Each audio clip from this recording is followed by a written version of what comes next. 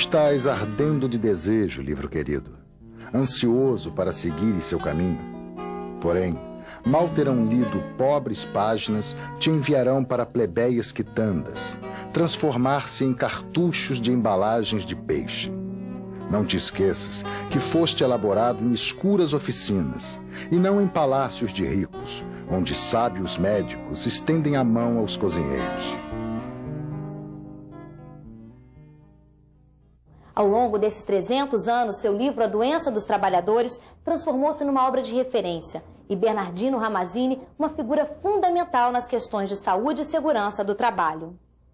Atualmente, podemos dizer que o trabalhador está muito mais protegido que no passado. O Programa de Controle Médico e Saúde Ocupacional, PCMSO, faz parte da realidade de muitas empresas brasileiras. O PCMSO dá continuidade ao exame admissional realizado quando o trabalhador entra em uma empresa. Mas para se chegar até ele, o caminho foi longo. Foi uma questão militar que chamou atenção para as doenças ocupacionais. O Reino Unido, no século XVII, se preparava para mais uma guerra que ampliaria suas conquistas quando a Marinha Britânica se deparou com a falta de soldados. Os oficiais foram recrutar homens nas fábricas e descobriram uma enorme quantidade de homens incapacitados de lutar por problemas de saúde e acidentes no trabalho. Foi feito um relatório que dava conta que, persistindo a situação, em pouco tempo não haveria homens capazes para enfrentar as guerras. Na Itália, Bernardino Ramazzini inaugurava a medicina do trabalho. O médico se dedica a identificar o tipo de doença que cada atividade profissional poderia proporcionar. Listou 52 profissões, de parteiras a coveiros. E a prática que ele introduziu foi a de acrescentar às perguntas clássicas que o médico faz ao doente, o que sente, etc., acrescentar uma pergunta muito simples: qual é a sua profissão? E a atualidade do Ramazzini nós vemos em que até hoje, no comum da clínica, não se faz esta pergunta que foi proposta 300 anos atrás e se perde muitas vezes a oportunidade de reconhecer uma doença pela sua origem profissional, de poder introduzir medidas preventivas através de conhecer quais são as condições que levam a esta doença e, principalmente, se perde a oportunidade de um melhor conhecimento, um melhor controle sobre a saúde da população trabalhadora toda, porque não se faz a pergunta simples proposta pelo Ramazzini.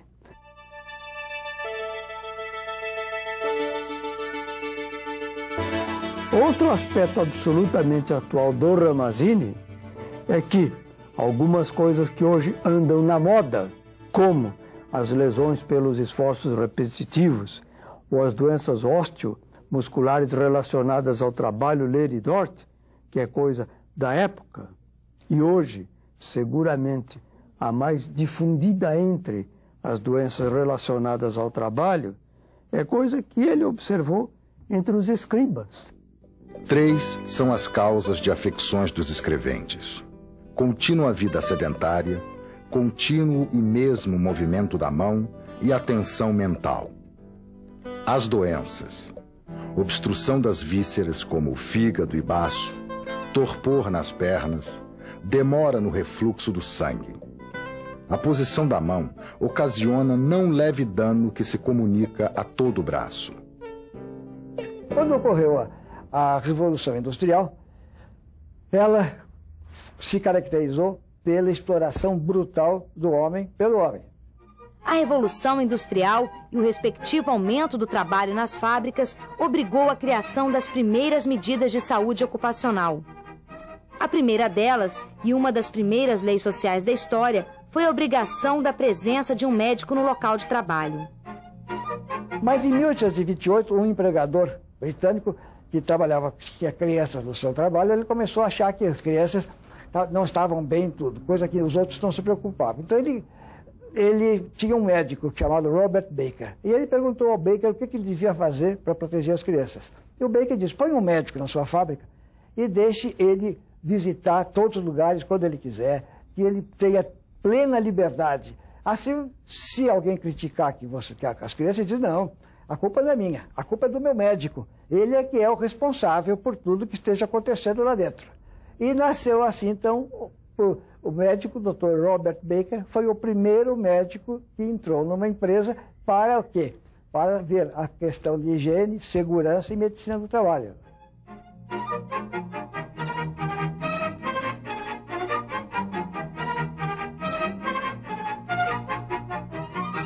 Uma moça trabalhando numa indústria teve a sua roupa presa num eixo em movimento.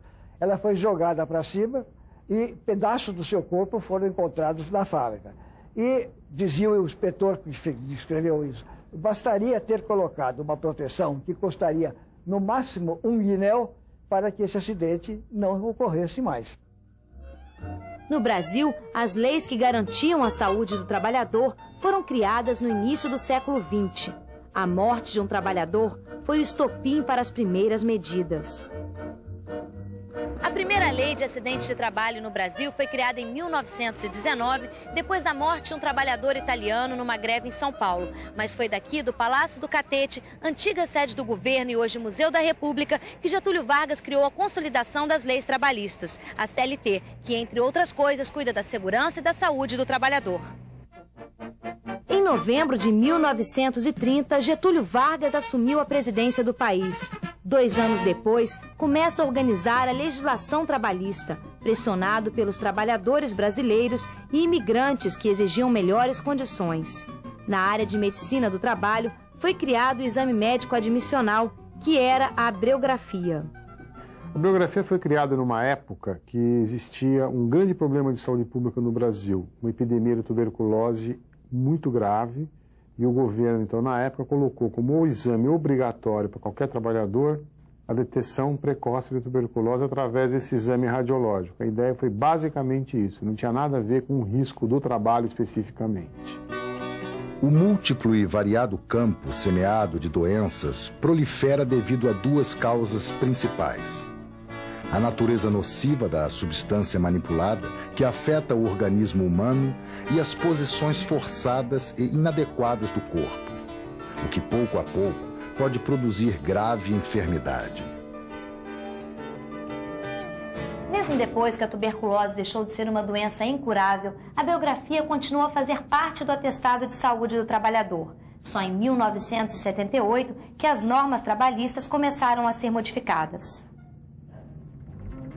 As normas regulamentadoras mudaram e as leis trabalhistas foram modernizadas. A abreugrafia continuava a valer, mas as empresas eram instruídas a realizar um exame médico geral. Em 83, outra mudança. Os exames passaram a ser mais específicos, dependendo dos riscos provenientes do local e da atividade exercida por cada trabalhador. A ideia era que a medicina do trabalho deveria ser basicamente preventiva. O médico passou a ser obrigado a assinar o atestado. Desta forma, respondia pela saúde do trabalhador. Medicina preventiva. Essa ideia foi aos poucos se tornando a linha mestra na política de redução de acidentes e doenças do trabalho. Atestar um problema de saúde dentro de uma empresa era apenas o primeiro passo. O mais importante era resolvê-lo. Entre os diferentes trabalhadores examinados, em 1994, o Ministério do Trabalho começou a exigir o Programa de Controle Médico de Saúde Ocupacional, chamado de PCMSO, que exige que o médico do trabalho conheça os riscos, conheça as atividades que os trabalhadores exercem, todas elas, e conheça que exame detalhadamente deve ser feito para detectar o risco, os problemas que podem advir do trabalho para cada trabalhador, e não simplesmente os exames sendo feitos de maneira aleatória a qualquer momento. O PCMSO tem como primeiro requisito mínimo a identificação da empresa. A gente precisa identificar a empresa num programa de controle médico, colocando que empresa é essa, o grau de risco dela, que atividade ela faz, o CGC, endereço, número de trabalhadores, sexo, horário de trabalho, no mínimo esse tipo de informação. Depois, é preciso identificar os riscos presentes na atividade profissional. A identificação dos riscos, ela é basicamente feita através de visitas do técnico e do médico do trabalho, basicamente, aos locais de trabalho. Os médicos do trabalho têm que ir aos locais de trabalho, ver os trabalhadores trabalhando, estudar os produtos químicos, os agentes físicos, os problemas ergonômicos que têm, verificando os riscos que eles estão expostos, submetidos, e em cima desses riscos fazer um planejamento dos exames que devem ser feitos ao longo do ano. Em que momento deve ser feito, que exame deve ser pedido, como é que se conclui esse exame, quando ele é normal, quando ele é anormal, quando ele é anormal, o que se faz, que tipo de providência deve ser feito. Tudo isso deve ser escrito num documento, e esse documento é um PCMSO, é um Programa de Controle Médico. Por fim, é preciso programar os exames médicos anuais. A parte mais significativa do PCMSO em termos de trabalho é esse plano de exames. Além disso, ele deve fazer relatórios anuais para a própria empresa, né? Para ele mesmo, controlar que tipo de patologias estão acontecendo no trabalho, se houve problemas, se não houve, que sessões houve mais, que atividades que apresentaram maior número de trabalhadores doentes, se melhorou de um ano para outro. O PCMSO deve incluir a realização obrigatória de exame médico admissional, periódico, de retorno ao trabalho, de mudança de função e demissional. Os operários permanecem junto aos fumegantes fornos. Os olhos suportam o primeiro ímpeto incandescente, mas logo depois choram o seu infortúnio. Debilita-se sua natural constituição, que é aquosa, consumida e esgotada pelo excessivo calor. A preocupação com a saúde dos trabalhadores começou no século XVII, mas está longe de ter fim. Na verdade, é um trabalho constante que pode se desenvolver muito mais. Para isso, é preciso a participação efetiva dos trabalhadores, dos empresários e do governo, num esforço conjunto para atingir o ideal do risco zero.